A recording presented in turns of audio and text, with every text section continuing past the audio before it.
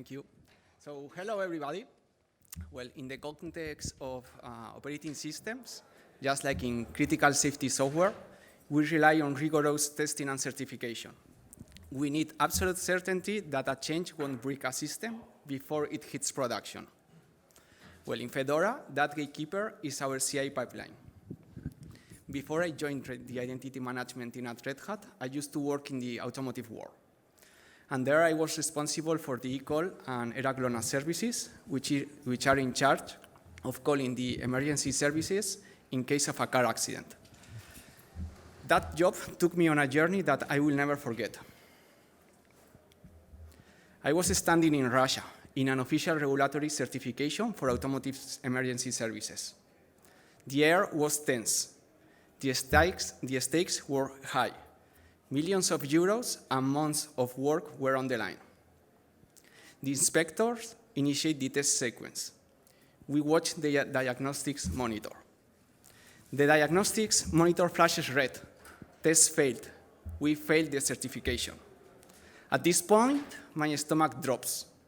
We are thousands of kilometers away from home with broken software. Digging into the failure, I looked down at the official certification specification document in my hands. Well, the entire test document configuration is right there on paper. We could have easily built and run this exact same test on our workbenches back home. But nobody had taken the time to do it before we boarded the plane. No matter how good your code looks on your machine, if you can't effortlessly simulate the exact certification environment locally, you are just gambling. Discovering a failure at the final gate is the most expensive way to write software. Fedora CI is our ecosystem's regulatory validation facility. As packagers, we shouldn't have to push a change to the cloud, cross our fingers, praying it passes the gate. We need absolute certainty and perfect symmetry between the remote gate and the developer's desktop. And that brings us back to Shadow Utils. To ensure our developers never have to experience that dropped stomach feeling that I felt, we completely overhauled how we test core packages. Let's look at how we left the dark ages of fragile old bash test behind and how we brought the true power of Fedora CI right into the developer's desktop. So, as I was mentioning before, we will start with the dark ages of the old bash test. Then we'll move to the upstream refounding, where we used pytest-mh, specific pytest plugin, and Shadow's test framework to run all the tests upstream. And well, next we'll check how we use TMT and testing farm to do the bridge with Fedora CI. We'll finish with the wrap-up. Okay, to understand where we are going, we first have to look at what we were running away from. Let's step back into the dark ages of Shadow Utils testing, where trying to verify basic system tools felt like playing Russian roulette with your operating system. First thing to know, the developer had to remember to call the teardown phase to restore the system. This wasn't done automatically after each test. If a test failed or crashed unexpectedly, it left critical corrupted files behind. All of this felt like the fuse in a bomb. And it created a massive gap between what the project expected and what a new contributor knew. So it scared them away. The true irony of all this situation comes here. We are working with Shadow Utils. It takes part of the core identity of almost every Linux distribution. And the upstream validation happens only in one specific single OS, Ubuntu. The test suite was rigidly tied to this distribution, as it compared complete system files and the baseline came from Ubuntu. If you were a Fedora packager trying to ensure compatibility or test a downstream patch, you couldn't do it natively on your own system. You had to rely on Ubuntu and all of this working together. So here comes the requirements for a new modern system test framework. The system should be able to run anywhere with a single command. It should also handle cleanup automatically after each test case. It should collect logs and artifacts automatically so that any failure that happens in a remote system can be properly diagnosed. And it should run in a wide variety of distributions, hence making it universal. And that's where the Upstream refounding comes, pytest-mh and shadow test framework. So in reality, this is not just a new language, but a modular architecture. We have three different things here. First of all, we have the tests themselves that test the shadow framework. Then we have the second layer, which is the shadow test framework that takes care of the specific domain knowledge of how the utilities from this package behave. And third, we have the pytest-mh as the engine that manages connections and environments. All of them together, they completely replace the old shell script chaos. Do you remember the fear of breaking a machine due to failed cleanups? Well, before a single test executes, the framework takes an instantaneous snapshot of the system's identity breakthrough. In this case, we are speaking about etc password, etc shadow, etc group, etc., etc., etc. The best part of this is that it doesn't matter if your test fails, passes, or it throws a catastrophic Python exception.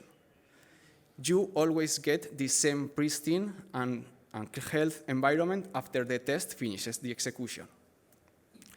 We could say that the system completely heals itself after the execution. And this happens for all the tests that are being executed. In the dark ages, verifying if a user was added meant executing user add and comparing complete file systems. We wrote native Python wrappers for core binaries like user add, user mod, group an, and so on. And nowadays, writing a test is highly readable. It looks like a standard clean Python code. This drastically lowers the barrier to entry. So we have new contributors coming and giving their part by writing new tests or transforming the old test to the new test framework. In fact, you no longer need to be a core shadow maintainer with decades of experience to write a perfectly secure system test. Okay, what happens if a utility behaves destructively during a test run? Well, this is the core magic of pytest-mh. It decouples the test controller from the target system under test. So in reality, you have here two test systems. The tests run inside isolated, remote, disposable environments. We set up ephemeral containers or short-lived virtual machines on demand. All the destructive changes occur inside that throwaway environment. We guarantee absolute protection to your local host workstation. You can trust extreme boundary conditions with zero risk to your machine. Because the framework neatly abstracts the system interactions and targets isolated environments rather than the host system, we unlock true distribution agnosticism. The exact same test suite executes seamlessly across Fedora, Alpine, Debian, and OpenSUSE. This is currently happening in our Upstream PRCIs. And why does this matter to a room full of Fedora packages? Well, because if a package change introduces an edge case regression that only shows up on Alpine muscle libc, our Upstream framework catches it before it ever impacts the distribution ecosystem.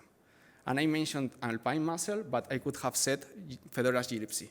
It doesn't matter what you are using there because it will be cached by the Upstream PRCI.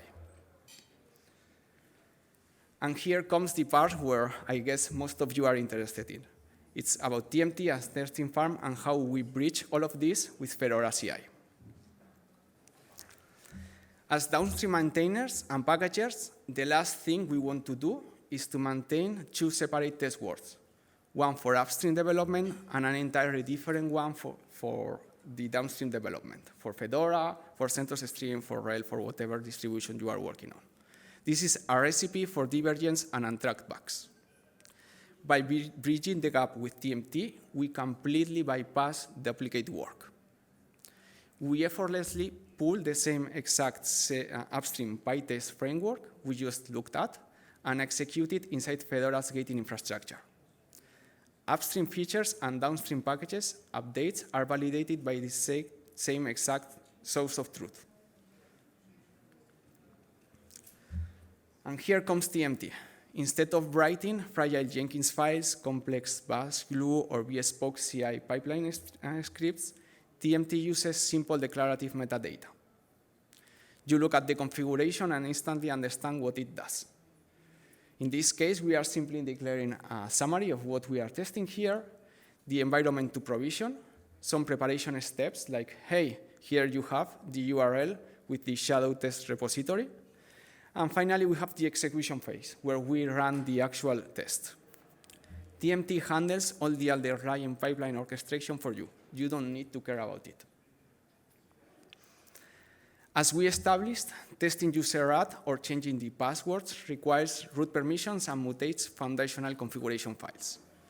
You cannot safely run these tests on a standard shared CI build runner without potentially breaking the host or poisoning the next building line. Well, Testing Farm solves this infrastructure harder for you. It couples with TMT to dynamically set up completely isolated, dedicated, disposable virtual machines in the cloud for every single pull request. The destructive test runs in a sandbox, verify the package, and the entire virtual machine is completely deleted afterwards. And this slide represents the core resolution to my automotive certification story. Do you remember the frustration of discovering a failure late in the development process at a remote facility thousands of kilometers away from home because nobody took care to test against those parameters locally? Okay, with TMT, we completely eliminate that barrier. Because TMT beautifully abstracts the execution layer, you can run the exact same command on your local system inside a local VM or container that Testing Farm executes on the bare metal cloud infrastructure. It's just the same. If a package build fails, its gating checks in Fedora CI, you don't have to guess or push blind commits to debug it. You can replicate this locally on your local machine in minutes, fix it, and push with absolute certainty. Okay, when a destructive system test fails out in the cloud, you can just SSH into it or connect into it in some way because, well, as I mentioned before, you have a disposable virtual machine or container, and it's been deleted. But TMT and Testing Farm ensure you never fly blind by automatically collecting a comprehensive diagnostic suite. We have three pillars here. First of all, you have the infrastructure logs from TMT and Testing Farm to verify that the environment was set up correctly. Next, and most important to us, it captures the raw system logs. In this case, we are speaking about var log messages and var log secure. This is where Shadow prints its debugging information and where you can see where the error happened. And finally, you get the framework logs containing the full pytest execution, std out, and stack tracebacks, so that you can check them and see what exactly failed on the test that you were running. Debugging a remote failure becomes as simple as reading a well-organized local directory.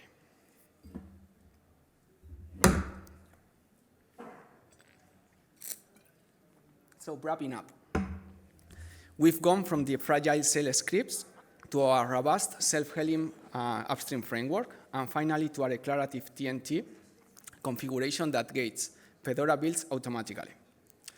When you look at the entire journey, the takeaway for everyone sitting in this room is clear. To tie everything together, we successfully moved away from the dark ages of fragile execution and manual cleanup anxiety. By building on top of pytest-mh, we established a safe, self-healing upstream framework that treats multiple Linux distributions as first-class citizens. And by bridging it with TMT, we brought perfect local to remote symmetry straight into Fedora CI. The ultimate lesson is clear. If we can safely and cleanly automate the system testing for shadow utils, the literal founding of system users and permissions, then you can confidently leverage these exact same tools to get your own package. But we aren't done yet. So the engine is built, but we need to fill the tank here. Right now, our new framework has 100 robust tests. But the old legacy suite we are replacing has 1,000. So if you want to practice modern Python testing, or get familiar with TMT, or just help secure a critical core package where the framework handles all the scary parts for you, come join the Shadow team. We are waiting for you. So I'm here leaving the QR code to the URL where the Shadow repository lies. And you also have my contact information in case you want to contact me for anything. Thank you for attending, and in case you have any doubt, this is the right moment to do it.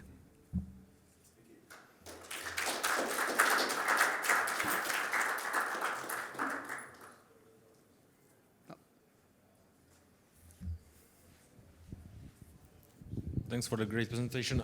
I'm wondering, like, you have to migrate a lot of tests.